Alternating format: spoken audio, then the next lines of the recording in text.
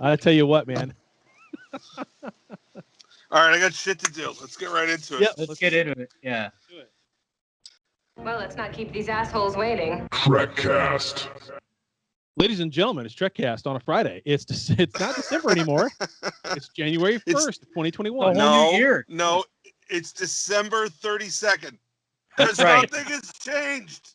Nothing's changed. Yeah, It didn't it's go true. away at midnight. Yeah. It didn't turn into a pumpkin. I'm going to pretend I didn't hear that, and I'm just going to assume, hey, it's 2021. Everything's starting over from scratch as of right now, which means in 5 minutes I'll realize that everything is shit all anew. Just like, little spoiler alert, just like Admiral Vance and his conversation with Osira, which was just a magical, I mean... Yeah. The poo apples. Yeah. That was great. Yeah. It's really a reconstituted shit, and she spits it out. I mean, it's just, that was awesome. I mean, they already said that in Enterprise. So. Well, yeah, I know, but it's like... Yeah. But he did. But they didn't explain it to someone while they were like, "What is this?" Yeah, it was good. This is not bad. I mean, it's not great, but it's not bad. Oh, what is that? That's our shit. Yeah, you're literally eating our shit. Yep. Yeah. Which is, which was kind of kind of meta. She was feeding him shit, and and he fed it right back to her, literally. And he finally, I thought he was gonna. I was like, this is the worst admiral, and he's just showing right here how he's just gonna let Osira walk all over him. But boy, he came back around at the end. He was really that whole time just playing her up. He literally shit in her mouth. So you know. And we're going to arrest you. We're going to put you on trial for war crimes. And she's like, "What the fuck? What?" I guess we're skipping over the news. We're just going right into it. Yeah. Yeah. I mean, I had news stories ready to go. No. Let's do it. Okay. Attention all hands. It's time for Star Trek news. Take it away, Daniel-san. All right. So for our first news story, let's start with some fake news from We Got This Covered. And the headline is, Paramount reportedly wants to cast a new Picard for upcoming Star Trek shows. Yeah. So this is making the rounds. So I figured we could rip on it. We Got This Covered is a just fake news website. They just make shit up all the time. And so it's like CNN. Yeah. MSNBC, ABC, CBS, Newsmax. Yeah, I don't know about that, but it's definitely just fake stuff. They take rumors and say, oh, it's a news story. So, I mean, would they want to cast a younger Picard? Maybe in a flashback. Maybe I could see that. We all know it'd be James McAvoy because the guy would do the role and pay them to let him do it. Well, that's the funny thing. They have a quote from McAvoy. Yeah, of course they do. Jimmy Fallon. Yep. And he says, quote, it's happening. If they don't hire me, I'm going to make it on my phone. I'm calling them right now. Yeah. I'm doing the virtual lockdown equivalent of rubbing my scent all over Patrick's face and saying, this territory is mine. All other bald actors can F off. It's mine. Yeah, that was great. Yeah. That was a great quote. Yeah. So. He's like inventing a new type of typecasting. Yeah, basically. Yeah. But think about how good Patrick Stewart is, that there's a dude who can follow after him and just take his old rules. And that dude is a pretty good actor himself. Yeah. Yeah, McAvoy is really good. I loved him in Glass, Narnia? And I loved him in the one before that with Split. Oh, Split, yeah. Split was a great movie. He made a decent Professor X. Yeah. He made a decent Professor. It wasn't his fault that those movies were shit. Yeah. They weren't all shit. No, First Class was good. Yeah, First Class was probably the best one out of all of those. Yeah. So, yeah. Not bad. This story, We Got This Covered story doesn't say anything about what the show's going to be, anything like that. They speculate that maybe young Picard will show up in Strange New Worlds, which that doesn't make any sense. They really said that in that article? They say various projects, potentially Strange New Worlds. I think they're just grasping, completely. So, that just shows how dumb that writer is, not even understanding. Yeah, I know. Where he's at.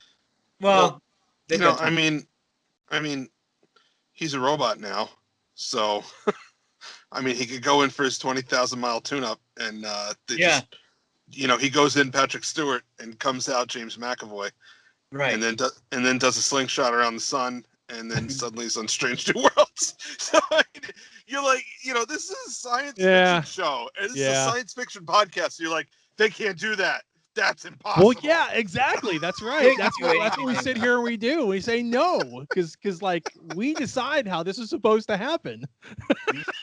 That's against the rules of Star Trek. Yeah, that's right. All right. So next news story comes to us from TrekMovie.com. Tig Notaro returning as Reno for Star Trek Discovery Season 4, but limited time due to COVID concerns because she was in so much of Season 3, right? So, yeah. She's coming back for sure, she says, for Season 4. But it's going to be a lot. That means that she's not going to be in the finale either, if she just said that. Well, you don't know that. Season 3 is in the can. For them, it's all. Yeah. For them, Season 3 is all past tense. Right. Because it's in the can.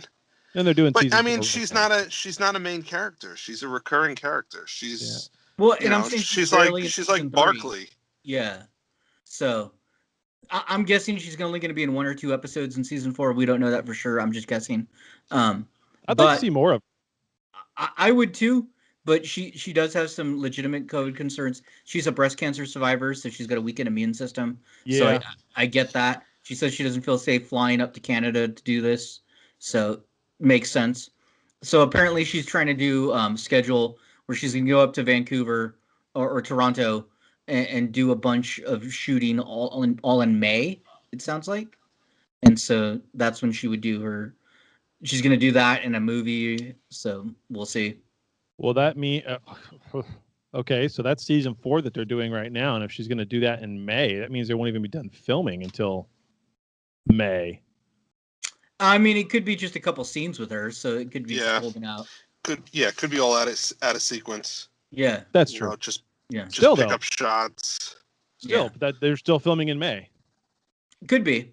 So or maybe she's shooting the movie in May and she's going to shoot this earlier. Yeah. So who knows? It's not very clear. We'll have to get her on the show and ask her. Yeah, we'll ask her. Next time we talk to her. When is Season 4 coming out? Is it 2021 or is it 2022? It doesn't say, man. Yeah, I know. Well, that's what I'm saying. I mean, that's what you'd ask her. She wouldn't know. Yeah. She's not going to know. No.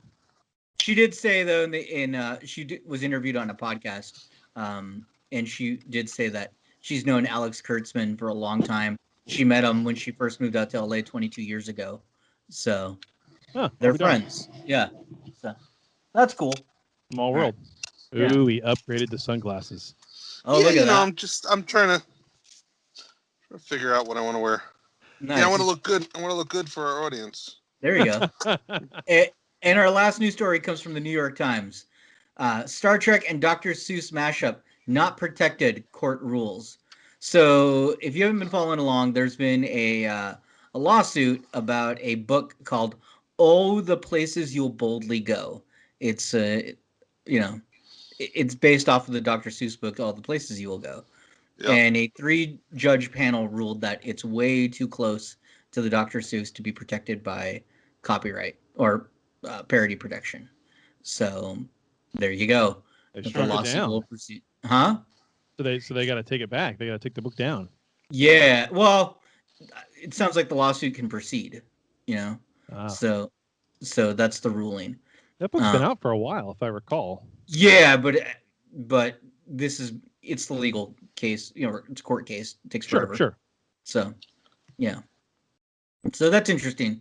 If you're gonna make parody stuff, be careful. Yeah, I get into the whole thing with Axanar and all the other stuff, but it's like here comes Axanar again. I mean, more content being released from them. It's like what changed on that end of it, right? So I don't know. That's just it's a shit show. Yeah. Then there's the Star Trek Final Frontier or something like that came out on YouTube like 2 months ago or something, and it's an hour and 30-minute movie. And there it is. Yeah, I mean, it could also be down to like what country it's based out of. So like the rules only affect Americans, whereas it all just depends. So it's one of those things where those rules were put in place to settle the Axanar lawsuit, but then no one was enforcing them. Right. There was no Star Trek police running around saying, "All right, this is okay, this is okay, this is okay, this is not. You have to take that down." Okay, and like anything, if it's not enforced, it goes by the wayside. And I think over the last 3 years or so, people have started just going back to the way it was. And probably Axanar is like, well, if everybody else is doing this, we're going to do it too. We're going to bring our shit back out. So yeah, they're going to ruin it for everybody again. Yep. Again. So. Again. Probably. Because all these other things, they're not monetized. Axanar, that was the big thing. It's that it was monetized. Monetized, yeah. And they couldn't understand the difference. And they started with this Star Trek belongs to everyone bullshit, which it doesn't. It belongs to CBS, Paramount, or whoever holds Viacom, CBS, or whatever. Yeah. Just stop with the nonsense. Yeah. So, yeah, that's all the news stories. So, like we said, 2021 is the same as 2020. All right, so moving on into feedback. And Dan's like, I'm out. Yeah, he left us. Hailing frequencies. No. Open. He's back. No, right, sometimes I just need a minute of privacy, so shut my camera off. Oh no! Had to make those manly adjustments. Okay, so we got an email from pretty much. Yeah, I know. I'm a man too. From Akil Ahmed, we got an email. It says, "Hey guys, hope 2021 will be damn sight better than the car crash of a year we've just been through." Yeah. Catch you later. Cheers, Akil. So that was a nice little email to us. Thanks, Akil. That's the only email we got. We got a donation over to the coffee account from Taryn. And Taryn also reminded us that email about the poinsettias from Home Depot, that was him. So the phone call. He didn't say his name in it, but that was his phone call from a couple episodes back. I forget when that was, but he says, belated Christmas and Happy New Year. By the way, that was me with the Home Depot poinsettias call. LOL. Thanks for 2020 and hope you all have a prosperous 2021.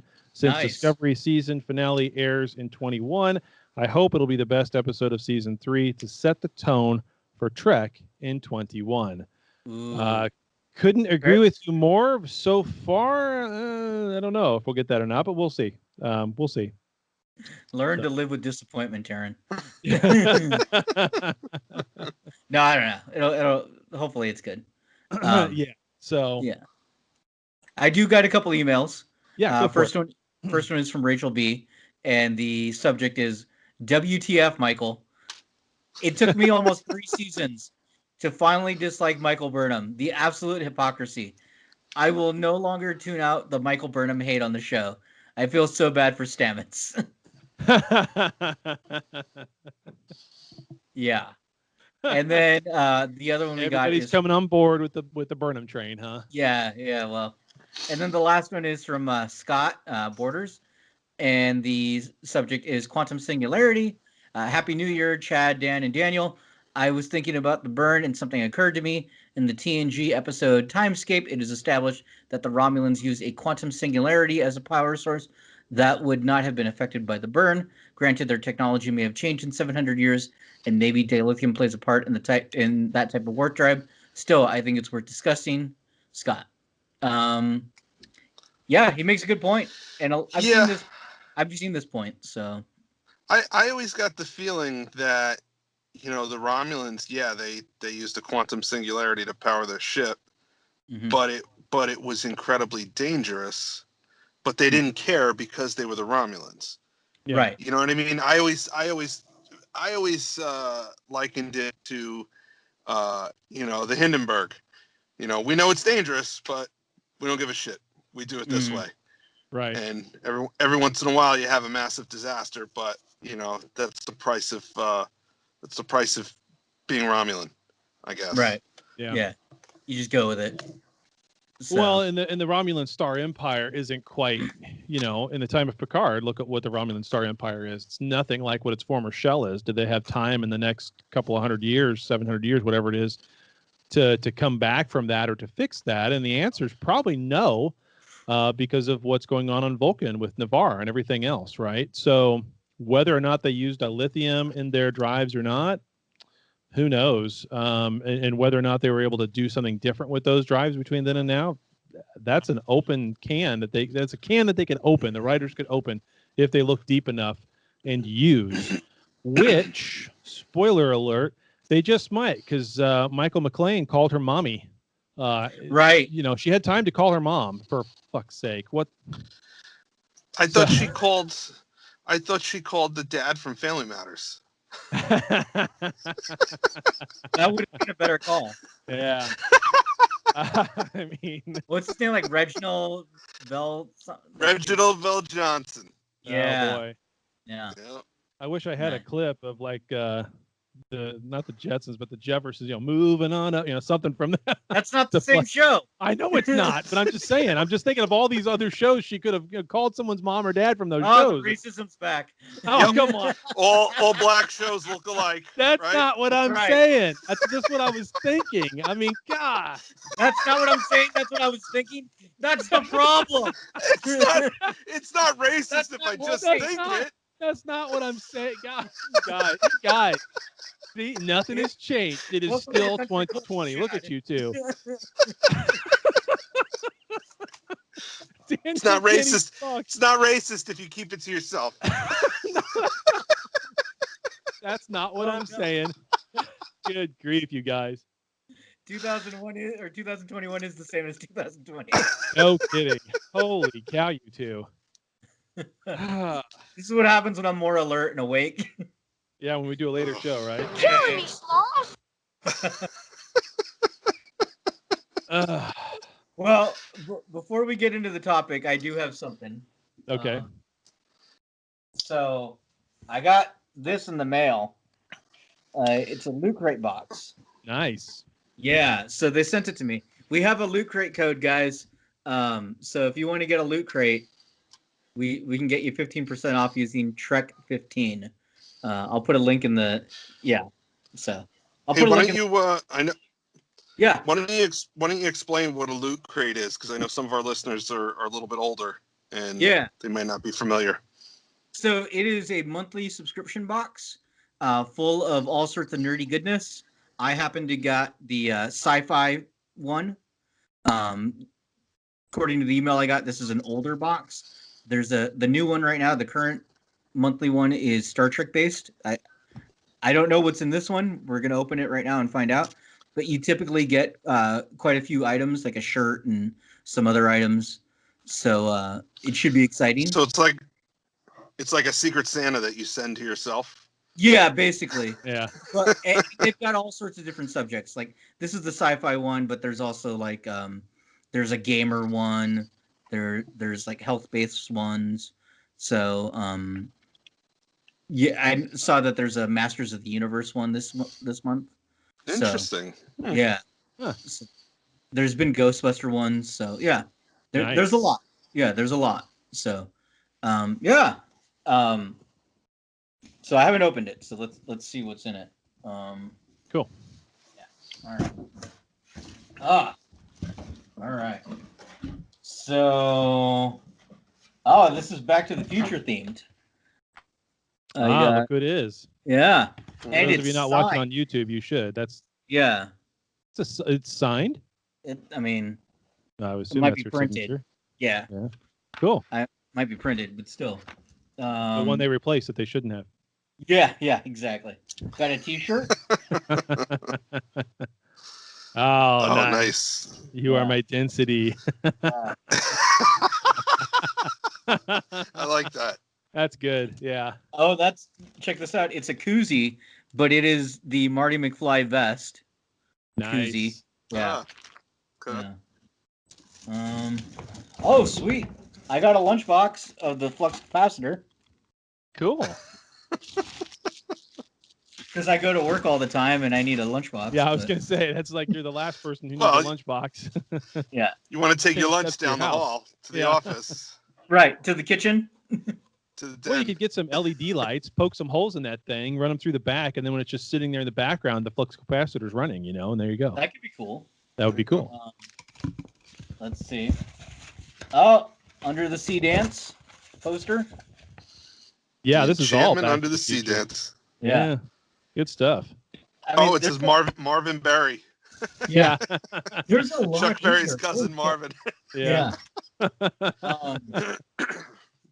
There's a sticker of the DeLorean. Nice. Yeah. And then the last thing. Oh, it's a mug. Oh, that's cool. It's a one of those like if it heats up, it changes. Yeah. Save the best for last. That's awesome. The Twin Pines Mall. Oh, nice. Yeah. So I wonder what it changes to. I would imagine it changes to the Tall Pines Mall.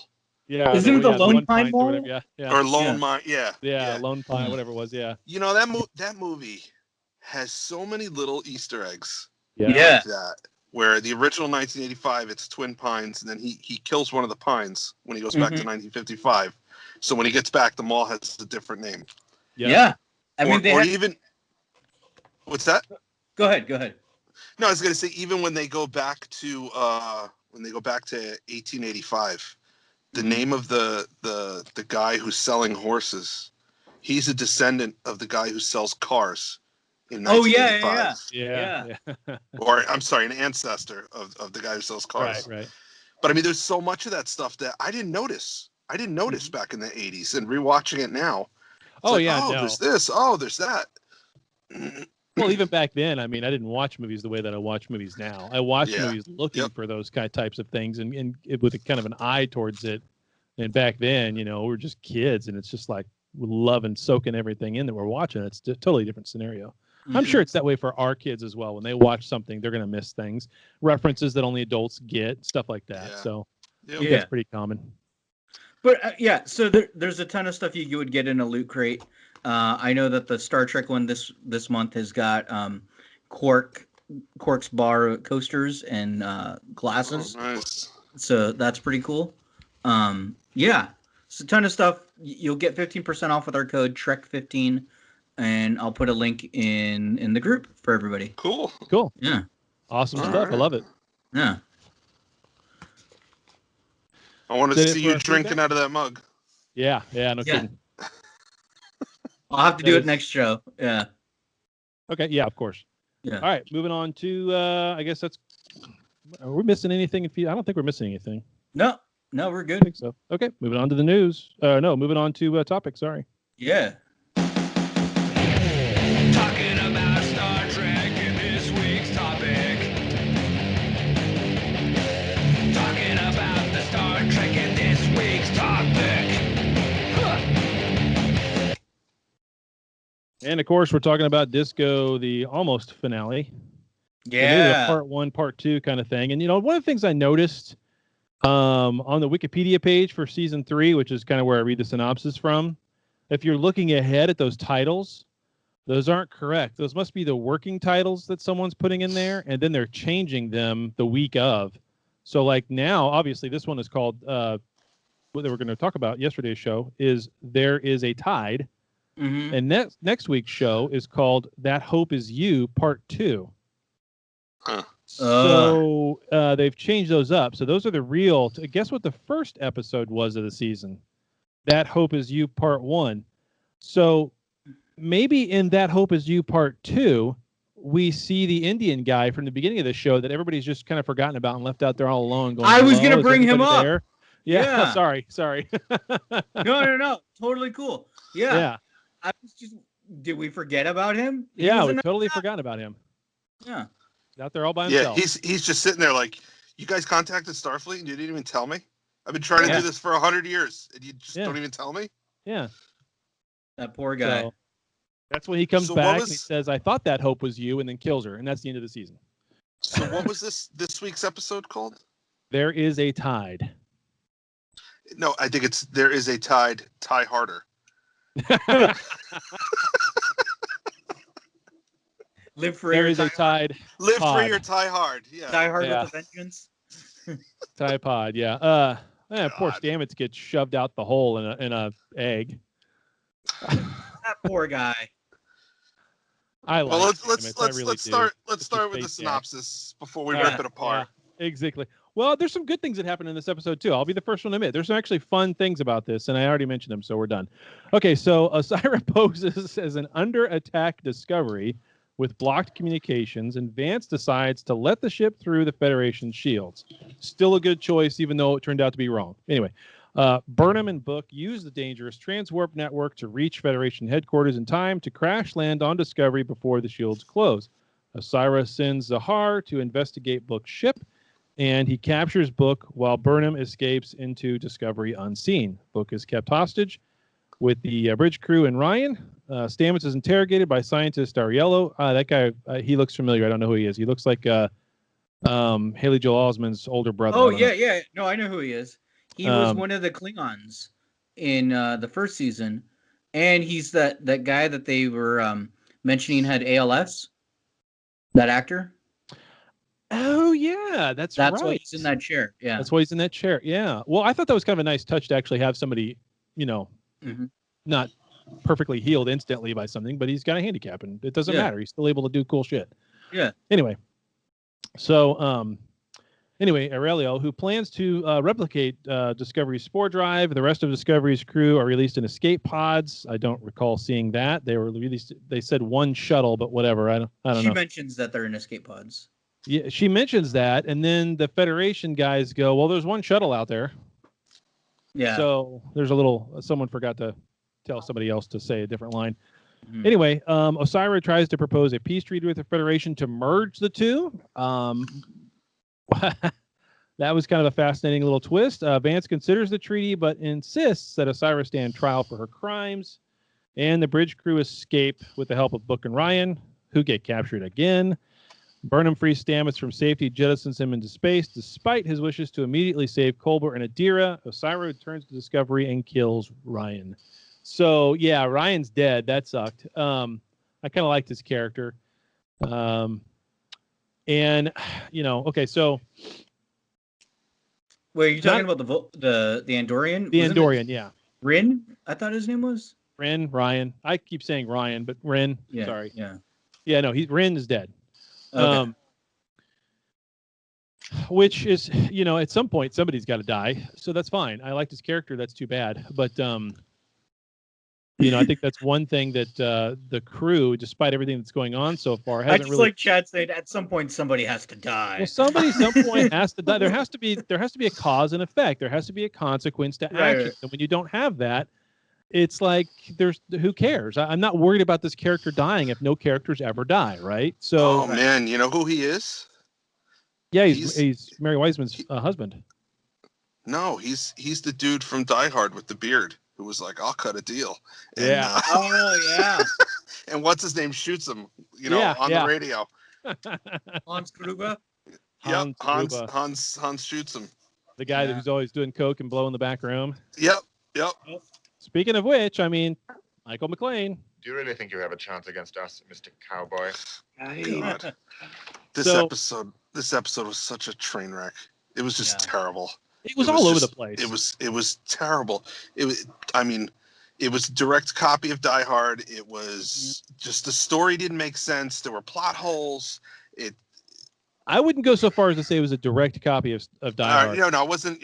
You're right. It wasn't somebody watched Die Hard. Die Hard inspired. Yeah, somebody watched Die Hard, took 3 things of it, forgot to use 2, and only left in 1. The bare feet. The bare feet would be 1. Actually, there might be a couple of reference things. So the bare feet is 1. The holding on to the strap and opening up the depressurizing the chambers, kind of like the scene with the elevator. So that's 2, right? And then, of course, the talking on the walkie back and forth with him is number 3. And there it is right there. That's probably the 3. And they probably thought of 6 and left those out, which really made it stupid. Remember when the robots showed up to help John McClane? Yeah, that's right. That's right. And see, I said at the beginning of this season, that's so funny you mentioned that, because I said at the beginning of the season, it's like in these opening clips, there's these robots. Yeah, like, they're gonna have to matter. They've got to matter somewhere. That's the reason why they're in the title sequence. They've got to matter for some reason. Finally, 12 episodes in, now we see why they're in the freaking credits. So it's like when a show is losing its course and they bring in the cute little kid. So now they brought in the robot. The cute little robots that now talk. Yeah. So I mean, so the I'm shark okay did the shark jump over the robot? How does it work? Well, we're gonna have a new term. It's gonna be called did they detach the nacelles? Yeah. And that's when you know that it was bad. That's perfect. Yep. Like 2 years from now, I'll be like, oh shit, guys, Picard detached the cells. It's over. Yeah. That's it. Well, in Picard's case is when they turned him to a robot. Yeah, that's true. Right. Yeah. He's not. He's a real boy. He's not a little boy, a real boy anymore. It's like the exact opposite of Pinocchio. Anyway, these producers really love like artificial life, don't they? Like it's in all the shows. Everything. Yeah. You would think like AI is like this big bad thing in modern day life right now that everybody's scared of. I mean, kind of. It's brought up here and there, but. You've got, Elon Musk talking about it being a real problem, and that's why he's doing Neuralink, so he can actually just become, Borg. Mm-hmm. Speaking of which, a news thing I almost wanted to bring up. We have now successfully, in real life, IRL, teleported over 44 kilometers, one batch of matter, instantly over to 44 kilometers away, another vessel or something, that exact same matter. Boom, boom. Teleported it from one to the other, 44 kilometers. The only problem was 90% of it showed up. Well, it's a great weight loss treatment. It is 10% of weight right away. But there was another article. They're going to fill in that 10% with frog DNA, and everything will be fine. Yeah. I wish I had Alex Jones is going to love that. I wish I had a clip from Jurassic Park and what's his name? Jeff Goldblum. Is it Jeff Goldblum from Jurassic Park when he talks about chaos theory? Yeah. Did I get that one right? Did I pick out the right white actor there? The white actor? Yes, Jeff Goldblum is a white guy. Okay. Good job. You're learning.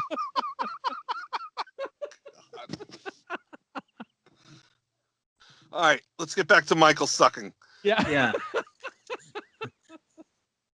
So, I mean, if Michael was a dinosaur, which dinosaur would she be? Yes. All right, so Michael. Why does she have to spend 5 minutes wrestling and rolling around on the floor with this guy, only to get stabbed in the leg by him, and then 5 minutes later she just pinches Stamets' neck and puts him to sleep? Yeah. That's a great point. I did not think about that, but that is she had to get stabbed. She had to have a wound. We had to show her suffering. Well, there was no glass for her to walk on barefoot. So she they don't have glass. She had to get stabbed. Yeah. I don't know. That's a good point. It was when she did the Vulcan neck pinch, I was kind of like, has she ever done that? The only thing I thought of wasn't the scene before, obviously, which that's a good point. The other thing I thought of was, has she done that before? No, but I thought the thing was that humans couldn't pull it off because they don't have the strength that Vulcans have. So it's not effective by people. Yeah, Data has done it. But Data's super strong. Yeah, that's what I'm saying. It's not a you have to be Vulcan thing. Yeah. I'll be a dick for a moment because that's kind of my role. Take 2 moments, Chad. Yeah. It's a new year. Yeah. What? I don't even understand how a Vulcan neck pinch works. If it's just about strength, then aren't you pretty much just breaking a damn collarbone or something, or what? I mean. All right. So here's the thing. At one point, it was explained that because the Vulcans are tactile telepaths, it was explained that they're putting you to sleep telepathically, but they have to touch you to do it. Yeah. Then they had Data do it, and that went right out the window. So I don't know. I guess they're just pinching the right nerve. I don't know. It's like killing me, Smalls. It's like the old movies where you see Austin Powers like judo chop right here, and the guy goes. If you this isn't supposed to be Austin Powers. Yes, nothing's gonna happen. Yeah, it's that. Yeah. No, well, you have to get it. You have to get a running and jumping start. That's the thing. Yeah, that doesn't work. The two-fisted punch across your back doesn't work if both feet are on the ground. It's part of your inner chi. Unless it's an uppercut, a double uppercut will work if both feet are on the ground. Right. The other thing there's a twisting motion involved as well. Daniel's trying desperately to get us back on track.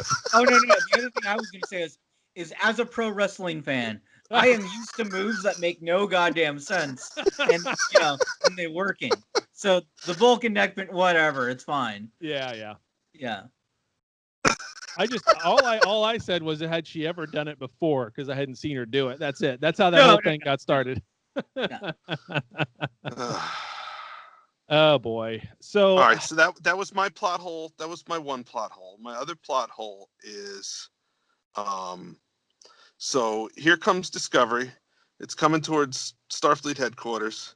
They can't establish communication with it. We already know, unless General Order 123 has changed since the 23rd century, but upon the approach of a Starfleet vessel where communications have not been established, you raise shields. That was the whole thing in Wrath of Khan. Kirk fucked up. He ignored that regulation, and Khan was able to fire on him from the Reliant. Okay, so as soon as Discovery's coming and it's being chased by another ship, whether you're talking about that regulation about not having communication with Discovery or the fact that there's a hostile ship in front of us, Starfleet headquarters should have gone on alert. They should have launched ships to intercept that other ship. They should have just gone out there and just taken out her ship. Yep. Yep. I mean, okay, so that's plot hole. That's plot hole number 3. That makes no sense for me. The other thing is the whole, hey, we hijacked your super special ship, and now we're here because we want to team up with you. What? What the fuck is that? Yeah. That makes absolutely no sense. She's talking about, how legitimately, how she wants to legitimize the not the Orion Syndicate. What the hell are they called? The Emerald Chain. If she's sincere, I mean, just do that. Just establish communication. You don't need to hijack a ship. She's not sincere. She's not sincere. But the problem is she was. But yeah, okay. But even then, the lie detector. Admiral Vance is not a moron. You don't need a lie detector. Oh, yes, he is. You don't. Yeah. Well, what I'm saying is you don't sign a peace treaty and merge governments with an entity that just committed a hostile act against you, just to get their foot in the door to have the conversation. It makes no sense. It makes no sense. If she's grabbing control of Discovery to get its spore drive technology, then why wouldn't she just do that? Get it done, build a couple of ships, and then go and cripple Starfleet or whatever. But I mean, like, it makes us. She says it's because it's a ruse. She says to Vance, "You guys don't have the ability to replicate this technology, to duplicate this technology." So it's not even like, she has the one, they're making others. Let's, she wants to get her hands on the other ones, or I have the one, I don't know how to duplicate it, but they know how to duplicate it. So I have to get the information from them so I can duplicate it. They don't know how to do it either. Why is she there? It makes no sense. It's supposed to be a ruse of some kind, but I don't understand what that ruse is. Well, I think her gamble is she's trying to take out the Federation in one fell swoop. And she's fighting for time, and we'll see that in the next episode, but I could be wrong. On the Will Wheaton show, here's where I'm wrong. What's that guy say? They were talking to Riker about this, and Riker straight up said that Osira is completely sincere. And she is just tired of fighting, and so she wants to make a deal with the Federation because she knows if she takes it to her space area, the Federation's just going to come after her until they get Discovery back. So her just trying to replicate it is not going to work out. Okay. I mean, that's something. To me, it feels like something that they had to tell themselves to justify it. Yeah, I think so. Yeah. You know, you kind of sit around long enough and you talk through these things. And if you're making a story up and you go through it and you got several people involved, and you have to have everybody's buy-in. Eventually, you start to believe what everybody else is believe. You know, you kind of all meld into a train of thought. And before you know it, you have a hard time getting out of it or realizing you need to get out of it. So, you know, that's how all the Prometheus and Alien movies and Covenant were made. So, one thing I've noticed in the Will Wheaton show is oftentimes they will say, like, Will Wheaton will be like, "Oh, did the producers tell you about like Data's, you know, first daughter or with Osara? Did you know about the history of the Orions?" And the answer is always the same: "No, they just hired me for the role, and you know, it was just on me to kind of figure it out. They let me make it my own." Yeah. Yeah. Give me an it's real. Yeah. So, it's real. Yeah. So the real answer is nobody cares. No. And we care about it way more. You know? That's correct. Yeah. And you know, in some ways that's fine because that's the way it's always going to be. Yeah. That's their job. Mm-hmm. But at the end of the day, at some point, somebody, Kirksman, needs to wake up and realize that they're missing their golden opportunity here. They're missing this whole season has missed a golden opportunity because they've ruined it in the last few episodes. Like it had so much, but Su'Kal was just the worst freaking. I would wager that Su'Kal is probably worse than Masks overall because of what its impact is on this season. Not bad because of the acting or the plot or the writing or the effects or any of that kind of stuff. It's just bad from the standpoint of what they've done with their entire freaking arc for the season. But anyway, the robots will save it. It's okay. And they're making it worse. They're making it worse. You know, the whole time I'm watching this episode, I'm thinking, where's the sphere data? They keep showing these old movie things, and it's like, did the sphere data just hide itself? And it's just how did the sphere data let them take over and change all the systems that easily? Why did the sphere data do that and say, nope, I give up? This is the one time I'm just going to give up instead of when they tried to destroy me before, and I'm just going to go put myself in the cute little robots. Again, that's a plot hole. That makes no sense. Yeah. This is supposed to be a highly intelligent thing, right? It's supposed to be a highly intelligent AI. Here we go again. So my other question is, are Stamets and Burnham ever going to be friends again, or are they going to just wash it over it? They better not. They better not let that go. No. Because it was very powerful. It was a very powerful scene when he was screaming at her saying, "We came to the future for you. We left everything we knew behind and came 700 years into the future for you. For you." And she's like, "Yeah, sorry, Paul." Yeah. Right out the airlock. Yep. Yeah.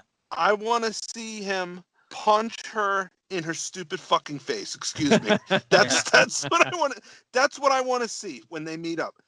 Whether he punches her, whether he slaps her, however he wants to do it.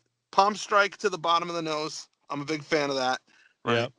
Kind of upward pushing motion. Yeah. That'd kill somebody. But I'm cool with it, dude. Chad, as you said earlier, somebody has to die. Somebody has to die. She's incredibly selfish. Yeah. Yeah. Well, I don't think that in that scene. Okay, so there's two scenes in this episode that I like. Okay, going to the things that I like about this scene. The one was Admiral Vance with the back and forth with Osira, not only with the Apple thing and you're eating my shit, but also the I'll promise you justice when we put you on trial for war crimes. Yeah. But then this scene with Stamets and Burnham, and even though I just can't bring myself to like Burnham, I do understand what she's doing in this scene. You can't give up Stamets. You can't give him up to the chain. If he's out of the equation, they can't do shit with the spore drive. It's done. That's it. It's worthless. Yeah, you took the gas out of the tank. You took the gas out of the tank, and there's no way to get more gas. Right. So I kind of understand what she's doing there. even though it might mean that she's sacrificing Saru and Culber and Adira, and I understand why Stamets can't do that. I get that. It's a very good scene. It's a well-written scene. I liked it. I liked both of their decisions because at some point you have to have that loggerhead between the two of them because he wants one thing, she wants another. And I understand where she's coming from in terms of doing that. But yeah, I agree that at some point, I mean, Stamets is, you can't just have those two be friends anymore. I have to ask though, and I'm not sure, but who's in command? Who's the ranking officer? Well, the ranking officer is not Tilly, but she was left the con. But she's not. But what I'm saying, so Tilly's the ranking officer. But I mean, in that room, who's the ranking officer? Because Tilly's not in that room. Oh, somebody in what's that? Stamets. Burnham. No, I thought Michael was higher. No, she's just a science officer. He's chief of engineering. What's his rank? Isn't it chief of engineering? Well, that's a position. That's not a rank. Well, yeah, it's a lieutenant. You're right. Is he Commander Stamets? Is he Lieutenant Stamets? Well, either way, where are they? They're in engineering, right? Yeah. So they're in his domain. They're not in a science lab. They're in his domain. They're in engineering. He's the chief engineer. She's not the first officer. She's the science officer. He's in command. Yeah. So once again, Michael decides, I know what's best. Regulations be damned. Yep. I'm going to do what I think is best. That is her character. Has been ever since season 1, episode 1. That is her character to a T. And she hasn't changed a bit. And that's the thing about this season that just kills me. So Stamets is a lieutenant commander, and Michael is a commander. Okay. So she would still outrank him then. Yeah. But it still doesn't matter. Yeah. She's still doing things and making the decisions instead of following any kind of protocol, which at that moment she can't, honestly. I still think she made the right decision. Even if she wasn't above him in the command chain, I still think she made the right decision. He's a prized possession. It's a little different. It'd be like, I don't know. It'd be like trying to save Data. What would Picard do? Picard would try to save Data, right? Right. So that's kind of I don't know whether it's right, wrong, or indifferent. Flip a coin. I think it was the right decision from both of their parts for their characters and who they are. Right. I mean, if they're going to be consistent with Burnham, then she should be consistently shitty. I mean, I guess so. Yeah. So no, I do agree though. At some point, those two need to have a reckoning. You can't let that just wash off, which they probably will, because the next season is the last episode of the season, or the next episode is the last episode of the season. Then we're going to go into season 4, and is there going to be a cliffhanger between the two seasons? We know they're filming 4 and 5 together. They're doing those, or at least I thought last time we heard they were doing 4 and 5 together. So I don't. They've just said that they're shooting 4 right now. There was talk of doing that, but they didn't end up doing. Yeah. I mean, I could easily see them just being like, "Oh, we got Culber and Adira back and Saru back. Everything is forgiven." You know. Yeah, I could see them doing that. Yeah, I could absolutely see. I mean, real life people would not react that way. You know. Unfortunately, they have so much to clean up in the last episode that this feels like a repeat of season 1 and the wounding down of the Klingon War. All of a sudden, the war's over in 3.24 milliseconds. Right. You know. Oh, I'm sure that's what's going to happen. That's exactly what's going to happen. It's going to be. Yeah. Again, so much potential. There's so much back and forth here all season long with this show, where they do the right thing, they do some really good things, they get some stuff set up, and they just can't. It's like watching the New England Patriots this year They can kind of look okay sometimes, but they just can't ever get it done, and they miss the playoffs for the first time in 10, 15 years, whatever it is. It's like you're speaking Chinese. What? I know. I did that on purpose. Exactly. I did that on purpose just for the two Chad, of you. we don't watch hockey. We don't know what you're talking about. That comment's not for you. That comment's for everybody else who's listening to the show. I don't know what a touchdown in the 9th inning is.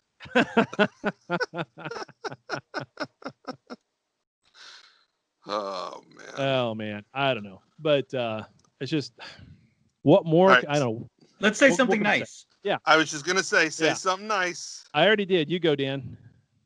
What did you say? Nice. Yeah, you the scenes with Vance, and then the scenes with Burnham and Stamets. I thought those are both very good scenes, very well written, very well done, good setups. I liked what they did there. That was it. Yeah, you took mine. Vance telling She-Hulk to eat shit. That yeah. That was my favorite. Let me see, what else do I have? I bought Tilly's confidence a little bit more this week. That's a good point. Yep. It was a little more believable. I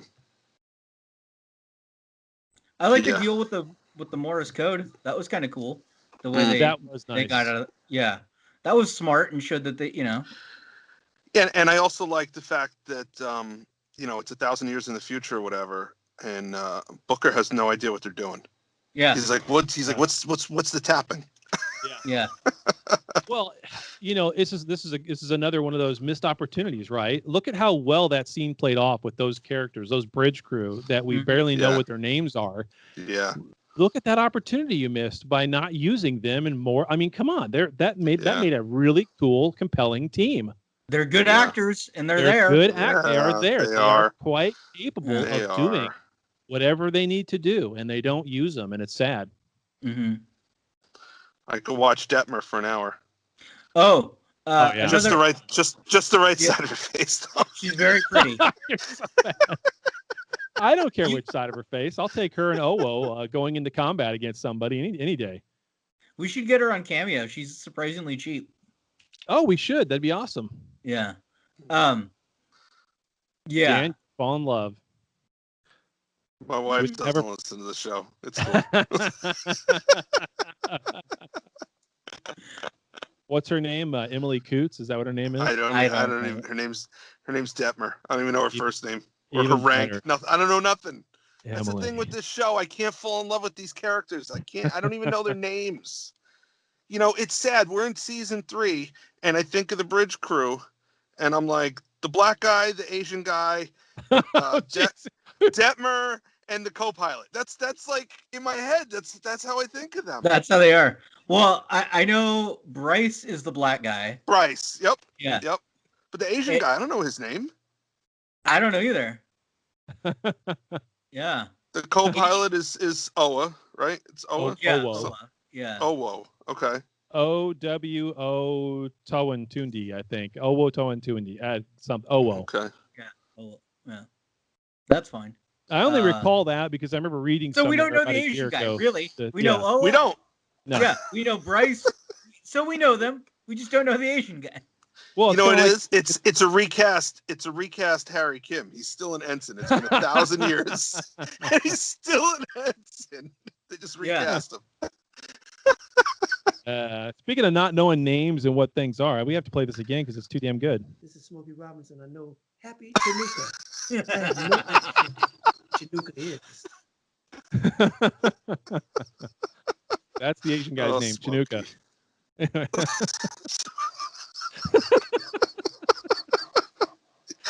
can't help himself. No, I couldn't. I mean, come on, listen to you. I don't know the black guy or the Asian guy. I mean, I don't know. I don't know their names. Yeah, I don't either.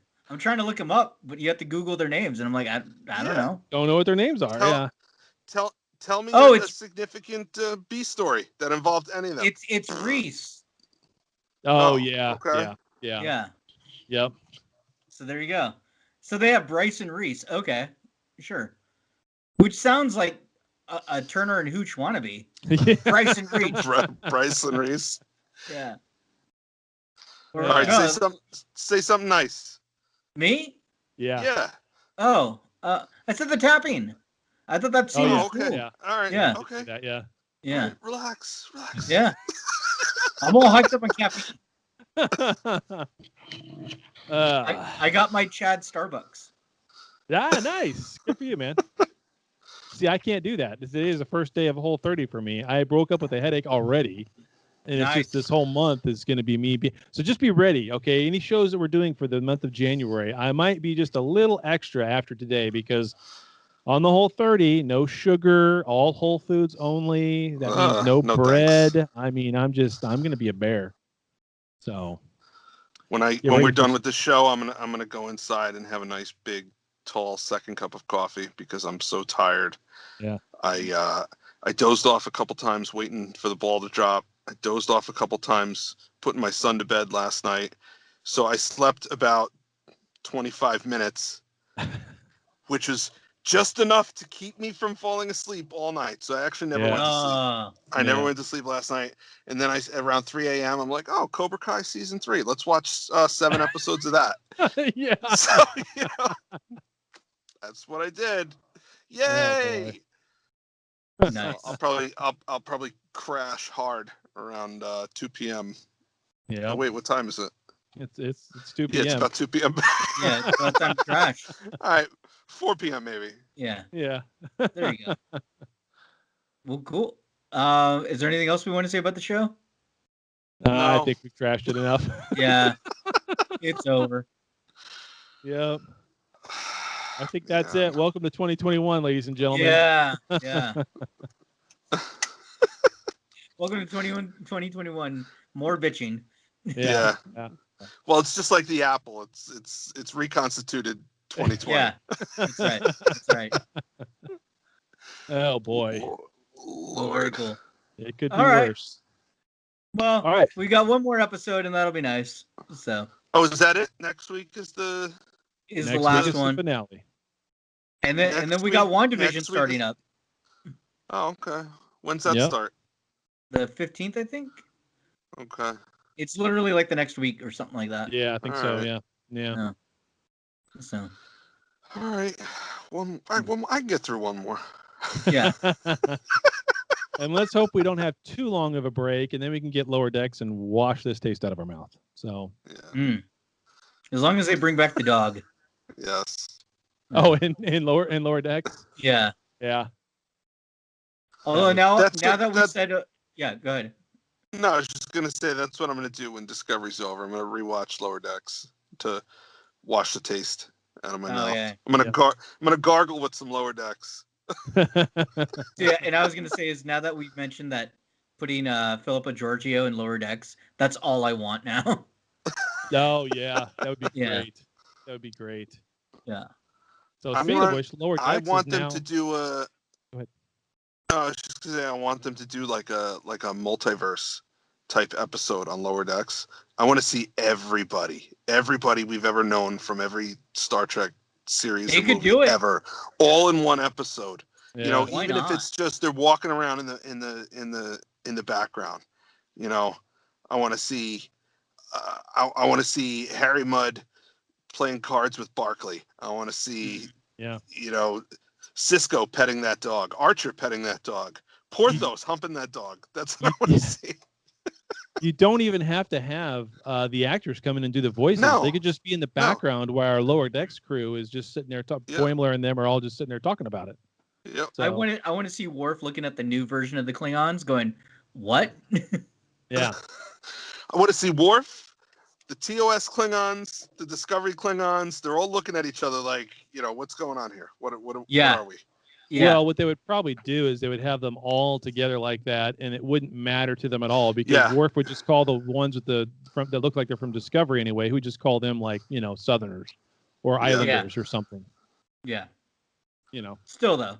Yeah. It would it'd be cool. Yeah. It would be cool. That would be very good. Yeah. And you know Michael Dorn will do it. So.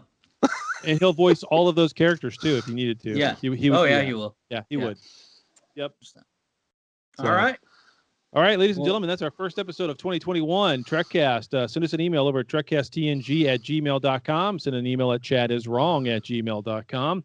Also, follow us on the Instagram and the Twitter, both at Trekcast TNG. Call into the show and leave us a voicemail, 816-287-0448. And until then, we will see you next week when we do our review of the season 3 finale. That Hope Is You, Part 2, Michael McFucking That Burnham. Hope Is You. It just sounds like a song that like Sinatra song. Yeah, what's the holographic guy from Deep Space Nine? Vic Fontaine. Vic Fontaine. That sounds like a Vic Fontaine song. That Hope Is You. Yeah. It does, yeah. That Hope Is You. Speaking of which, I should get a clip of him singing to use for next week's show. That'd be cool. Yeah. Yeah. I'll totally forget, but okay. You will. Play our ending sound clip. Okay, here goes. Dismissed. That's a Starfleet expression for get out. Nice. All right, there it is. All right. Well, there you have it. Another episode in the can. Check us out at Trekcast.com. Also, if you would, please subscribe to us via iTunes. Leave those reviews. Subscribe to us. We'll get some numbers, get up the list, get more listeners, do more shows, have more fun. But for now, we're all done. So live long and prosper, and we'll see you next week.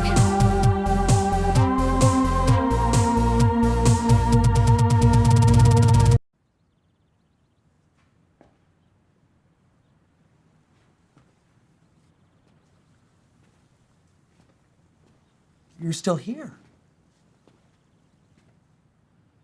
It's over. Go home.